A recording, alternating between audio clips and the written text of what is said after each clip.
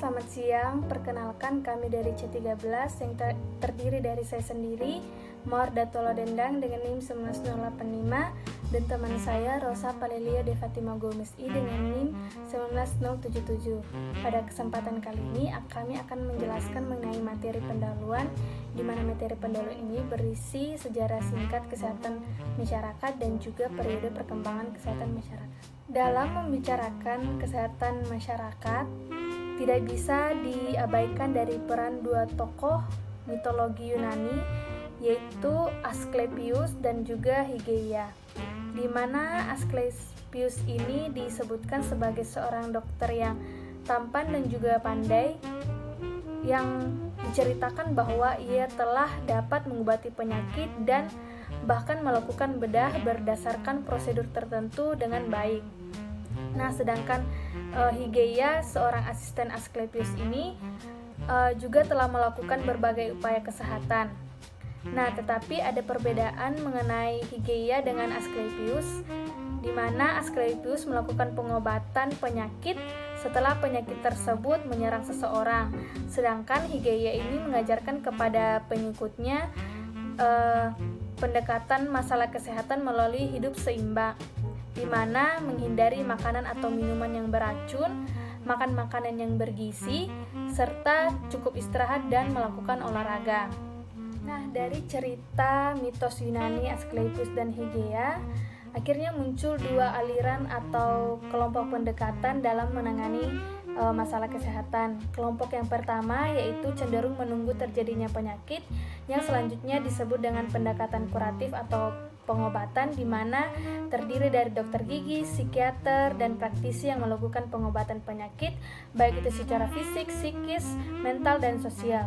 Kemudian kelompok yang kedua yaitu sama halnya dengan pendekatan Hygieia, di mana cenderung melakukan berbagai upaya pencegahan terhadap penyakit dan meningkatkan kesehatan sebelum terjadinya penyakit. Kelompok yang termasuk aliran ini yaitu petugas kesehatan masyarakat lulusan sekolah kesehatan masyarakat dari berbagai jenjang.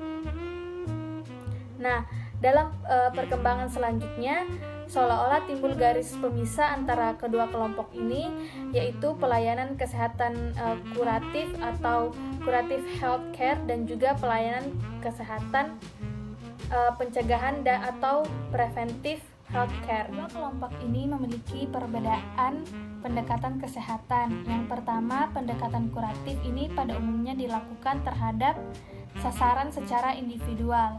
Kontaknya itu terhadap pasien pada umumnya hanya sekali, dan jarak antara petugas kesehatan seperti dokter dengan pasien ini cenderung jauh. Nah, berbeda dengan pendekatan preventif, di mana sasarannya yaitu masyarakat, bukan perorangan, dan masalah yang ditangani ini pada umumnya masalah masyarakat, bukan masalah individu, dan hubungan dengan petugas kesehatan dengan masyarakat ini bersifat kemitraan, sehingga kontak dengan masyarakat juga sering. Nah, kemudian yang kedua ada pendekatan kuratif ini cenderung bersifat reaktif, artinya kelompok ini pada umumnya hanya menunggu datangnya pasien.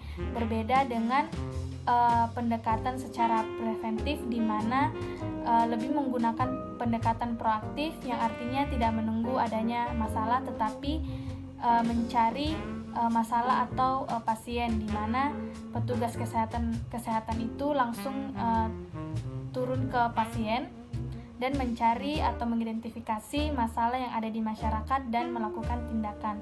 Kemudian pendekatan kuratif ini juga cenderung melihat dan menangani pasien lebih kepada sistem biologis maupun atau sistem hanya dilihat dari parsial saja. Padahal kesehatan manusia menyangkut kesehatan psikologis dan sosial yang terlihat antara aspek satu dengan yang lainnya, seperti yang dilakukan pada pendekatan preventif. Selanjutnya yaitu periode perkembangan kesehatan masyarakat. Selanjutnya yaitu periode sebelum ilmu pengetahuan. Nah, pada zaman Babilonia, Mesir, Yunani, dan Romawi, masyarakat sudah mulai peka terhadap kesehatan lingkungan, makanya mereka membuat tempat pembuangan kotoran dengan alasan karena baunya tidak sedap. Nah, kemudian pada abad ke-1 sampai 7 muncul penyakit menular yaitu kolera dan lepra, di mana sudah merenggut beberapa nyawa manusia dan juga telah tersebar di beberapa negara. Kemudian pada abad ke-14 muncul wabah PES, di mana wabah ini tercatat 13 juta orang meninggal karena wabah ini. Nah, karena adanya banyaknya orang yang meninggal, maka era ini disebut The Black Death. Kemudian pada abad ke-18 masih sama dengan abad-abad sebelumnya, yaitu penyakit menular seperti kolera, lepra, dan yang lain-lain itu, tetapi ditambah dengan wabah tipes, di mana ini juga merenggut beberapa atau bahkan jutaan orang meninggal karena wabah ini. Kemudian pada tahun 1759 penduduk di Kepulauan Siprus ini meninggal akibat berbagai penyakit menular yang ada, ditambah dengan penyakit-penyakit lain seperti difteri, tipes, dan desentri.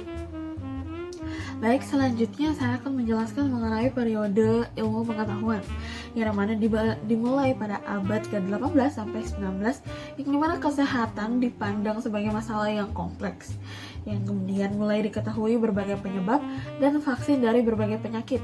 Contohnya Louis Pasteur yang menemukan vaksin cacar, kemudian Joseph menemukan karbol, dan William menemukan ether sebagai anestesi. Kemudian pada akhir abad 19 dan awal 20 mulai dikembangkan pendidikan tentang tenaga kesehatan. Seperti contohnya John Hopkins pada tahun 1893 mendirikan sebuah universitas di Amerika yang dimana di dalamnya terdapat sekolah kedokteran. Baik, selanjutnya adalah perkembangan kesehatan masyarakat veteriner, yang dimana hubungan antara kesehatan atau penyakit hewan dengan manusia sebenarnya telah lama diketahui orang, tetapi baru disadari sepenuhnya oleh para ahli setelah Perang Dunia Kedua. Kemudian para ahli di World Health Organization atau WHO dan Food Agriculture Organization atau FAO pada tahun 1950 telah membahas persoalan tersebut, terutama persoalan penyakit yang sangat penting dari segi kesehatan maupun dari segi ekonomi seperti rabies, brucellosis, tuberculosis, Q fever, dan leptospirosis di negara-negara Eropa pada waktu itu. Pada saat itu diberikan batasan atau definisi hubungan antara kesehatan hewan dan manusia, yakni suatu aktivitas lapangan yang dilakukan untuk tujuan pencegahan dan pengembangan kesehatan dengan cara memanfaatkan berbagai kombinasi sumber daya dan ilmu pengetahuan dengan menekankan terhadap kesehatan manusia dan hewan serta hubungan di antara keduanya. Selanjutnya, Kaplan pada tahun 1959 menguraikan definisi veterinary public health sebagai berikut, yaitu segala usaha masyarakat yang dipengaruhi oleh ilmu kedokteran hewan yang ditujukan untuk pencegahan penyakit, perlindungan hidup, dan promosi kesehatan dan efisiensi promosi tersebut terhadap manusia. Sejalan dengan sasarannya, Schwabe pada tahun 1969 menerangkan bahwa veterinary public health merupakan suatu istilah yang diberikan untuk suatu lapangan yang mempergunakan segala macam keahlian atau disebut dengan veterinary skill yang dapat menjadi petunjuk untuk memecahkan persoalan masyarakat dalam kesehatan dan penyakit. Ruang lingkup kerja dari seorang veterinary public health menjadi luas antara lain karena mereka berperan dalam pencegahan dan pembasmian penyakit, yaitu terutama zoonosis. Kemudian yang kedua, berperan dalam pengawasan terhadap bahan makanan terutama yang berasal dari hewan. Yang ketiga, berperan dalam hal sanitasi lingkungan. Dan yang keempat, berperan dalam hal pendidikan dan riset.